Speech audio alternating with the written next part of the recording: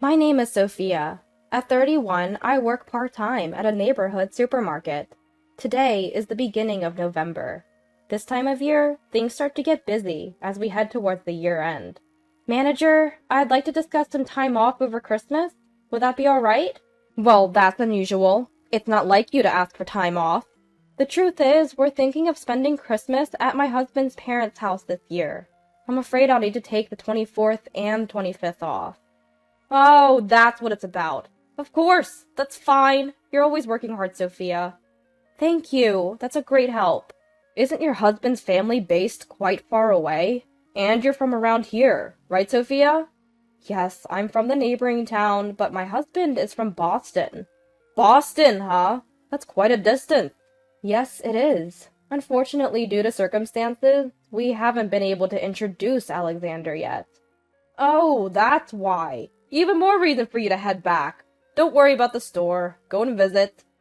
Thank you. I appreciate your understanding.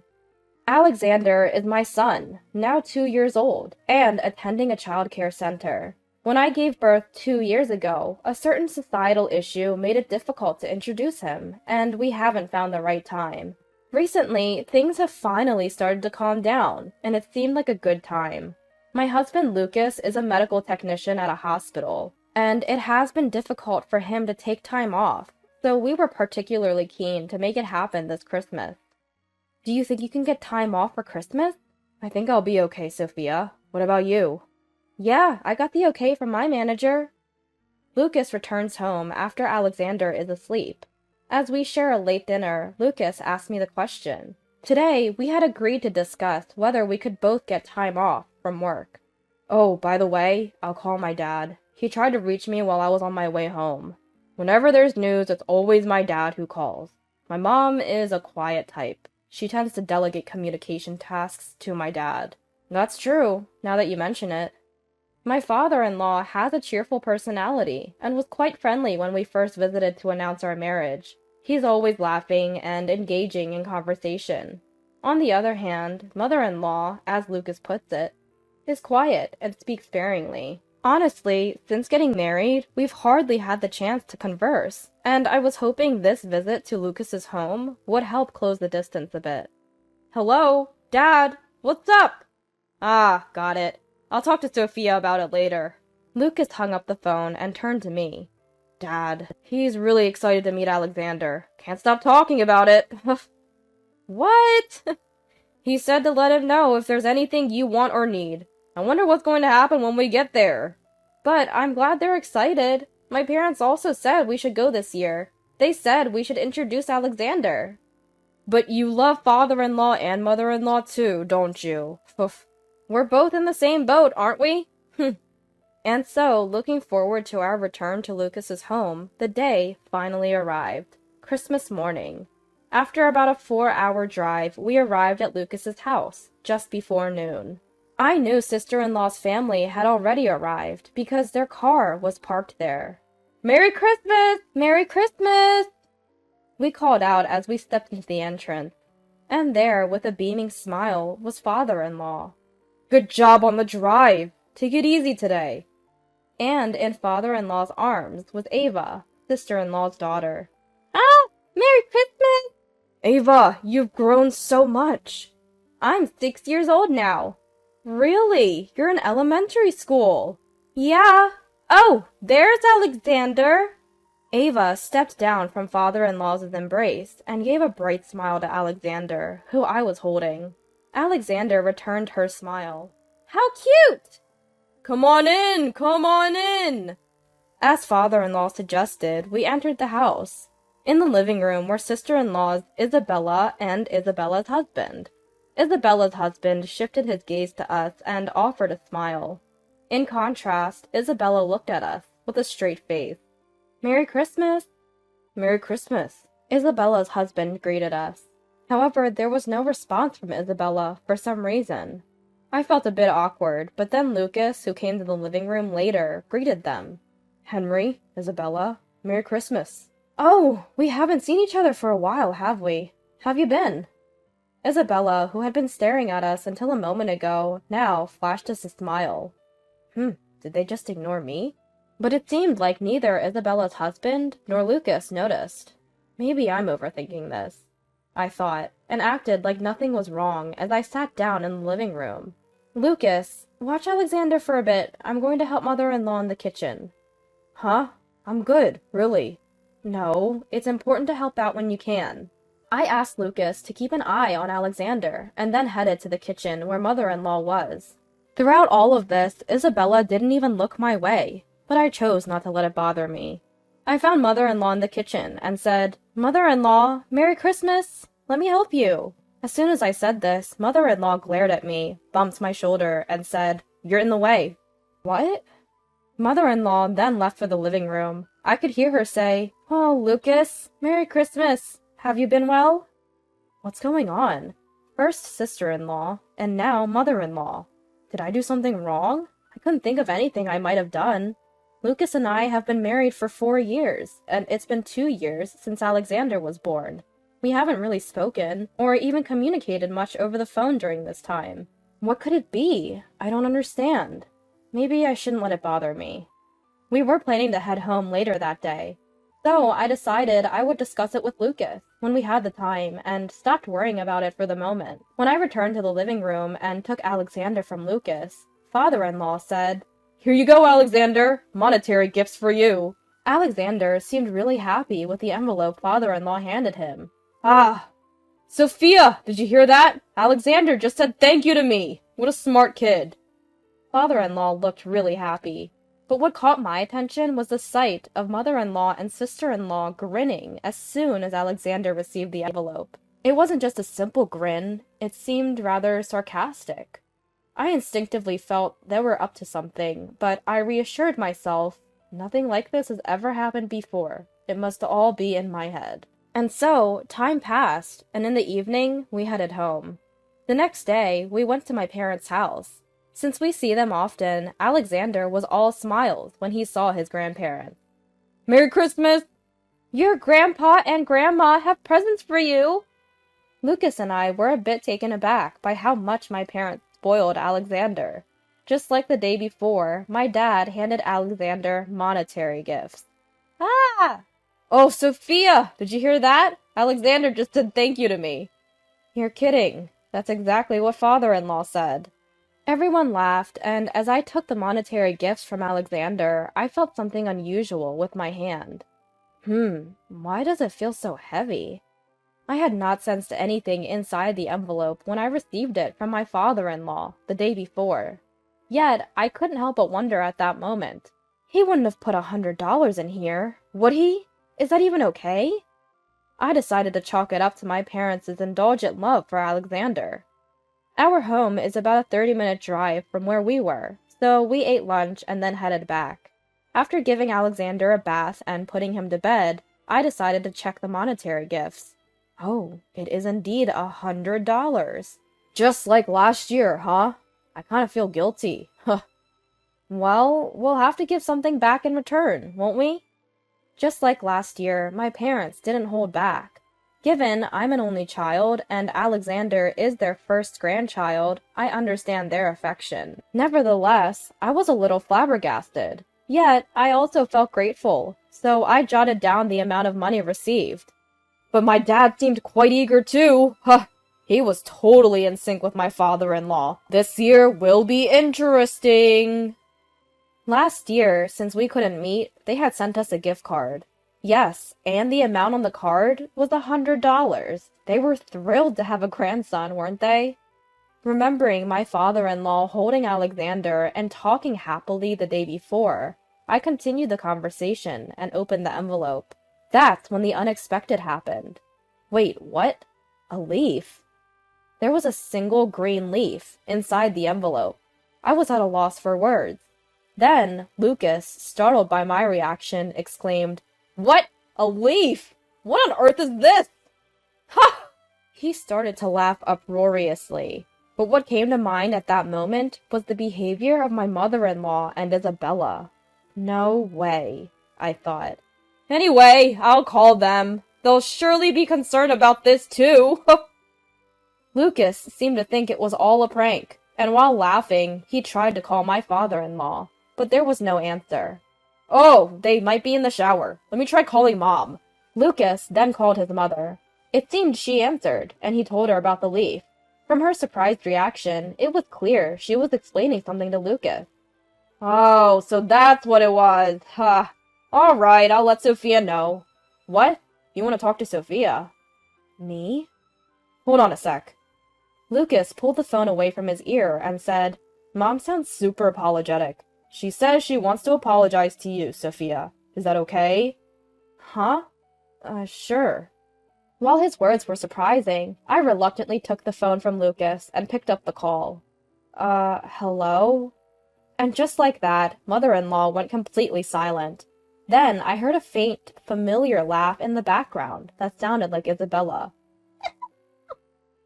Hello, mother-in-law. Like I would ever apologize to the likes of you, you poverty-stricken wife. Excuse me. Your children are as poor as a leaf. Ha! See ya, paper wife. With those unbelievable words thrown at me, she hung up. At that moment, I realized all the events of yesterday were an act of spite. What's wrong, Sophia? You seem off. But how could I ever convince Lucas of what just transpired? First, I needed to find out what mother-in-law told Lucas. Hey, what did mother-in-law say to you? Well, it seems like Dad accidentally gave out the gifts that Ava had prepared. Remember how Isabella and her family came over for Christmas first? Dad had prepared some monetary gifts then. Ava said she wanted to help too. Somehow, in the process, she decided to include a leaf from the garden as a bonus. She might have swapped it with the money. I see. What's up, Sophia? You seem off. I was at a loss for words, being suddenly labeled as a poverty-stricken wife.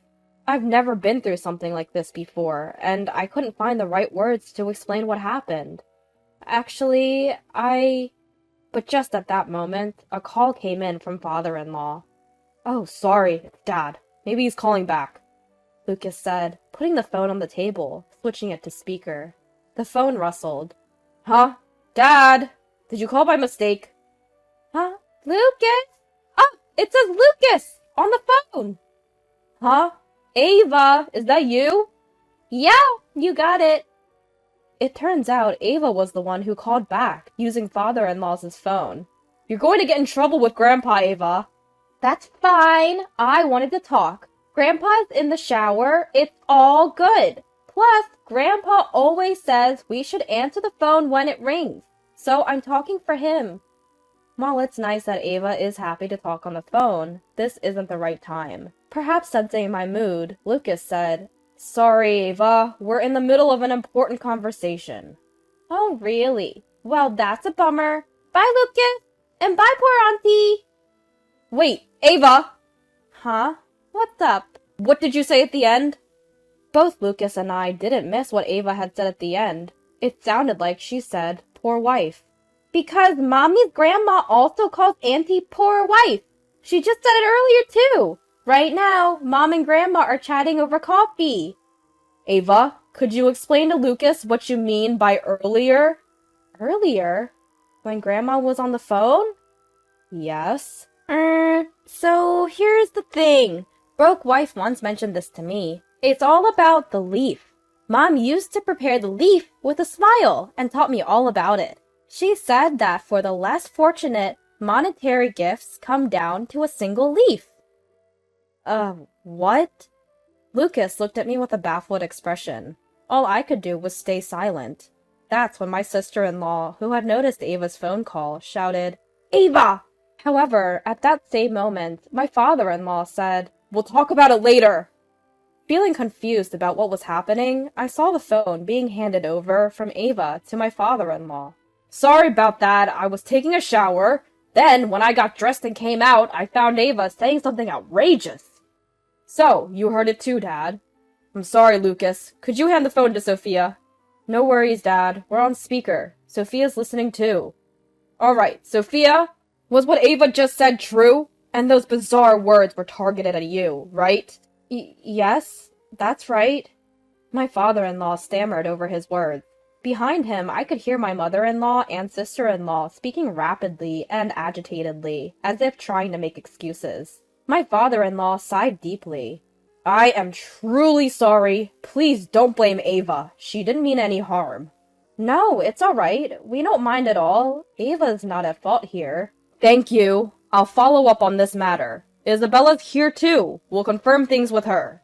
With that, he ended the call. Lucas then looked at me, apologizing. I'm really sorry. I have no idea what's going on. He was utterly confused. I told him about all the discomfort I felt during my visits to Lucas's house. We decided to wait for a response from my father-in-law. Surprisingly, we received a reply sooner than we expected. And amazingly, the very next day, Isabella's husband drove father-in-law, mother-in-law, and Isabella to our house. Upon entering, they stood before a sullen mother-in-law and sister-in-law, and father-in-law, along with Isabella's husband, apologizing profusely. We've done something truly disrespectful. We're sorry. We apologize for the outrageous behavior of my wife. The deep apology was appreciated, but the two of them didn't utter a single word. After being married for 4 years, I couldn't fathom the reason behind their animosity, even though we rarely met. May I ask, why did you suddenly act this way towards me? I thought if I understood the reason, I could address it. There might be some misunderstanding, I thought. But there was no response to my question. The two of them were intent on ignoring me.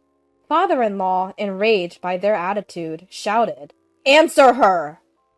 Finally, Isabella grudgingly responded, but her answer was unexpected. Well, Mom was originally against the marriage. Wait, that's it? And why? Why did you let him marry a woman like this?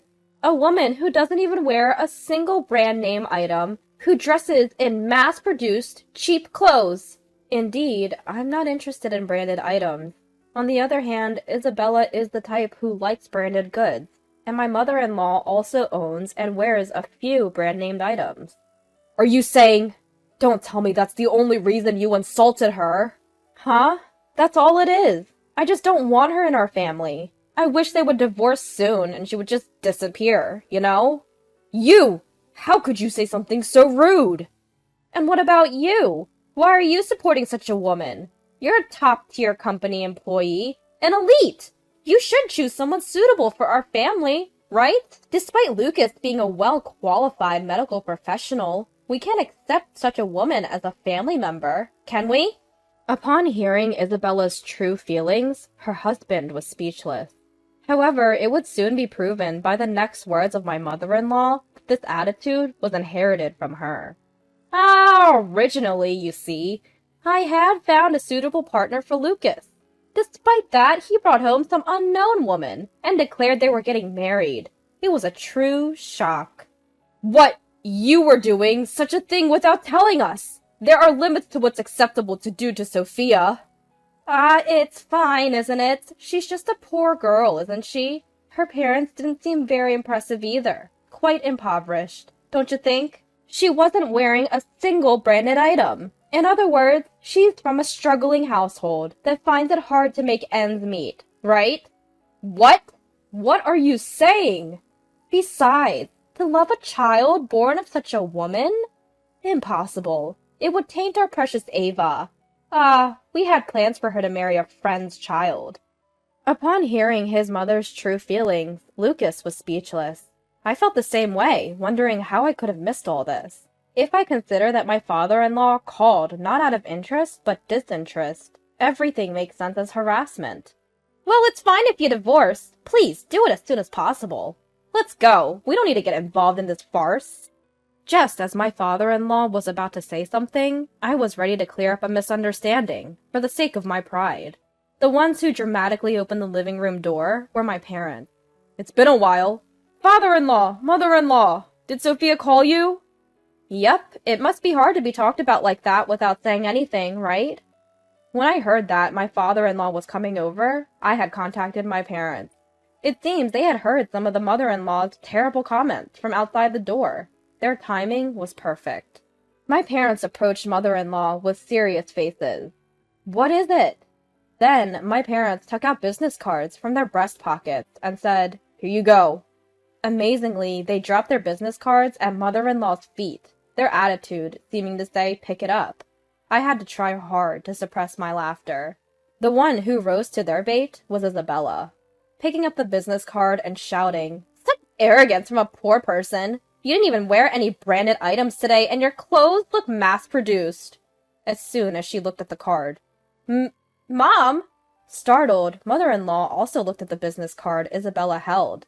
You two are executives of Lala Clo. Yes, my husband and I started out together. He's an executive at the headquarters. I'm the head of planning. Our daughter quit when she got married. You know that, right?